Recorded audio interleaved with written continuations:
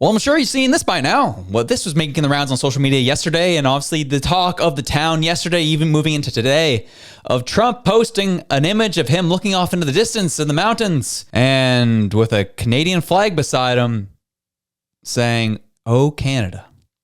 Anyone who knows their geography knows that that is the Matterhorn in Switzerland, which makes this even an extra dose of funny because clearly it's an AI photo, which we all know.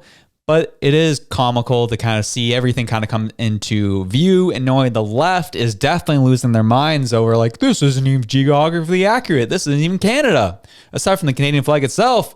And that's the conversation people are having right now. That's the one they're losing their minds over. And this was released yesterday night, and social media collectively lost their minds over it. And what does this mean? Because we all know and we understand about Trump is that he's not the most diplomatic fellow. That is essentially why he got voted in. Everyone liked how he told it how it is, stuck it to the man, drained the swamp, let the establishment know. Like, that's why the Americans voted him in. So do you think he's going to have a diplomatic meeting with a country that neighbors his north, who he feels is screwing him over? No. They said over the last weekend that it was a good meeting. Trudeau said it was good. Trump said it was good. And little things got leaked, or continue being leaked about this meeting. One being that Trump says, if your economy is going to fall apart because you can't screw us over to the tune of $100 billion a year, then maybe, just maybe, you don't have no business being your own country and maybe it can be our 51st state. That obviously made the rounds. That was leaked. Those comments were being made. This was happening, this, that, the other. And then last night, Trump drops this beauty. We posted about it on our X account here at the Elevate Podcast and pretty much said, this man is literally trolling you now. Get Trudeau out of power. Actively trolling you, meaning what this communicated to me is he doesn't take Trudeau seriously. He doesn't care. And he's looking forward to crushing Trudeau and the Canadian economy because they're not playing ball. Well, Josh, they had meetings about the border and it's not, well, yes, they've had meetings with the border and I'm still hopeful that it'll still be fixed and it'll still be taken care of. But when I start seeing Trudeau's comments in the question period in response to things like this, obviously the question period was before this image was released, but when I see Trudeau's response in question period over his meeting with Trump, it doesn't give me encouragement that Trudeau's taking this seriously. That no one in Trudeau's circle is taking this seriously, and no one who has any political influence in Ottawa right now is taking this seriously. This is Trump communicating that he doesn't care about you. He thinks Trudeau is a joke, and he's going to walk all over Trudeau. That's what this communicates. That's what this is saying. Look at Trudeau's response in question period after his meeting with Trump over the weekend. I think the leader of the opposition needs to reflect carefully on whether he really wants to amplify the erroneous narratives that the Americans are putting forward around, for example, our border, when less than 1% of migrants coming into the United States irregularly come from Canada, where 0.2% of fentanyl coming into the United States comes from Canada. These are things that we would all do well to stand up and say, yes, there's things we can and are working on together at our border, but amplifying these broken narratives is simply not responsible leadership. But Trudeau comes out and says that the border's not as big of an issue as they're making it out to be, and the fact that the member opposite is parroting these points is equally damaging, is what he says. Do we have to bring up this chart again, folks? The amount of terrorist screening data set encounters. Terrorist data set encounters. The amount of times that this has happened of terrorists being contacted as they go through the border to the United States. 2024, 358 of them. Mexico had 52. Year before that was 484.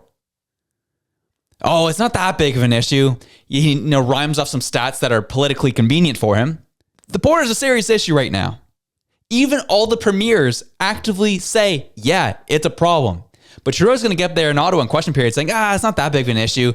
We should stop parroting these points because this is harmful rhetoric. It's erroneous, he says. Get out of my face is what I say to that. This is the frustrating part with Trudeau. It's one thing, still hate it, don't agree with it, disgusting, quite frankly, the way he does it.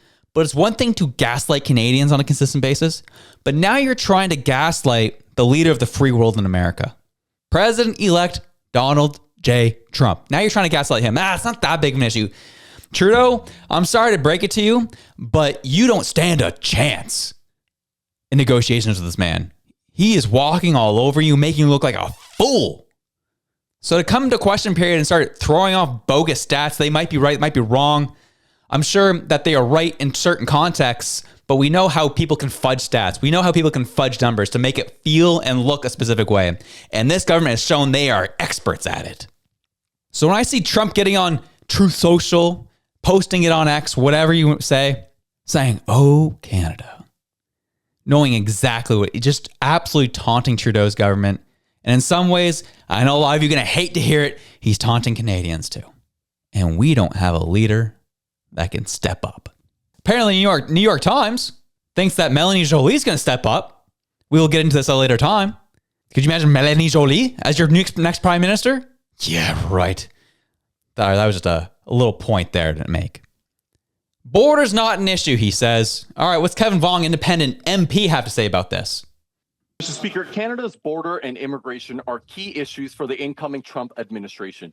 It's no surprise the immigration minister was left out of the Prime Minister's Mar-a-Lago visit, given that it's his failures that have now placed our economy at risk. With IRGC agents hiding behind the refugee program to avoid deportation, can the public safety minister, who did make the trip and whose department finally got around to designating the IRGC as a terrorist that they are, share what he's doing to kick out every single terrorist from Canada? Thank you, Mr. Speaker. The Honourable Minister for Citizenship, Immigration and Refugees. Again, Mr. Speaker, we see a member of the House constantly making things up. Oh my gosh. We are very, very concerned about any foreign agent working in Canada. Do you? Whether it's as part of any purported terror. The enforcement agencies in our country work diligently to clamp down on these people, to arrest them, to bring them to justice, or to kick them out of the country. We'll continue. You hear how he's talking. You hear the cadence in his voice. He's kind of taking a breath before each little sentence he gets out. That is a telltale sign of nerves in public speaking. I get it myself from time to time. When I have a hard, and it happens typically, not just because when someone's nervous in public speaking. Now, people who are a little more comfortable with public speaking, it's also a telltale sign that they are uncomfortable with the content they're sharing. They're uncomfortable and unconfident in what they're sharing, meaning they don't know exactly if what they're saying is true or not. So they're kind of taking extra baby steps into each comment. That is what a breath is every time he talks, which shows to me he doesn't believe what he's saying. He doesn't know what he's saying is true. And he's actually probably saying, Kevin Vuong, you got a point there, but I can't agree to it because I'm on the list side of the House. And I have to throw out some bogus claim that this is BS. And some people who are a little frustrated by this, I understand. But this is why shows like this are important. We keep putting pressure on these people until they are out, and then we turn around and put the gears to the next government in power to make sure they do what is right by Canadians. Simply put. And that's why I'm going to keep exposing columnists, can't even speak right now, I'm like Mark Miller, columnists who write for the Star, write crap like this. Opinion. Despite humiliating dinner with Trump, Trudeau is showing leadership. You want to know the worst part about this is? This is behind a paywall. I have to pay to read this. That's why it's dark.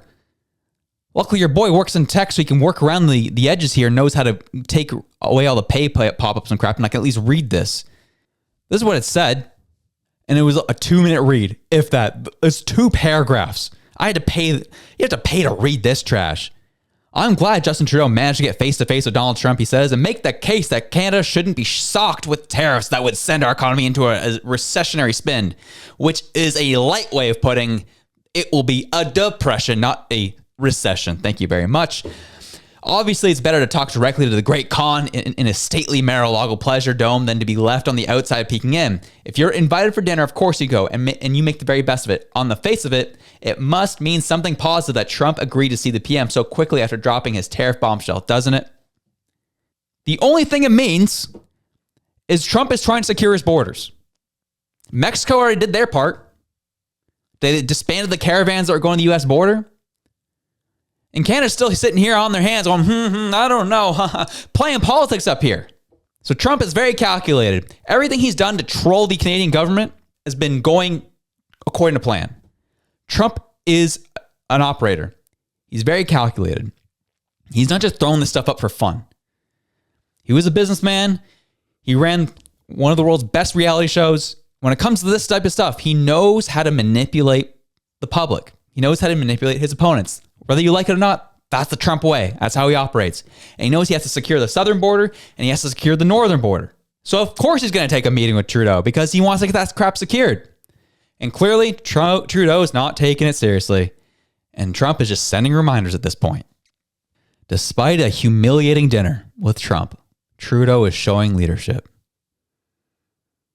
How do those two statements both make sense? These journalists got to go. Last but not least, if Elizabeth May's response to all this is any indication of how unserious the political class in Ottawa is taking this, it should worry you. Make sure we protect Canada from Trump's retaliation over things that aren't even true. And I think we also have to never give up on trying to convince Donald Trump that action on climate change is essential to protect the U.S. economy, too, and save U.S. lives. If he's interested in saving U.S. lives, there's a much bigger threat from the climate events than there is from whatever drugs are coming across the border. We have to make sure we protect Canada. Okay. Yeah, I'm pretty sure the fentanyl deaths 100x any deaths related to climate emergencies or climate situations. 100x at least. These politicians don't take this seriously. And if they're not going to take it seriously, guess who else is not taking them seriously? The Americans. So 25% tariffs are in our future, whether you like it or not. And word on the street is Trudeau is planning retaliatory tariffs on the U.S. We talked about it late last week. We're not in a position of strength to add tariffs to them. Tariffs going to hurt both ways right now. Because in this specific special relationship between America and Canada, tariffs do hurt the relationship. But right now, they hurt us a heck of a lot more than it hurts them. So it's more so who can bleed the longest. And right now, America holds all the cards. So with that, have yourselves a good one. Check out this video on the way out. I always said I would never want to get in a fight with a white dude while Danger Zone is playing. That's where they get their power. Like you're in a bar and it's all and he hollers up. He goes, "Looks like it's my turn." That really does activate every white guy. One guy in in a bar, 3 whiskeys in, that's their Popeye spinach. Looks like you're in the Danger Zone, bro. When the whites start doing air guitar, Godfrey, It's like it's over. It's like, dude, so what are we going to do, man? You can walk out here safe, man. Just call it a day. So you can walk with me to the bar and do a pickleback, or you can walk out of here with a bruise. He's like this, dude. Save it for the tournament, man. Yeah. Get lucky, bro. Shout out the white folk. And obviously, we all here for the jokes. We're always here for humor. And, there is something. Danger Zone does something to people. I'll tell you that much. Anyways, have yourselves a great night. I'm out.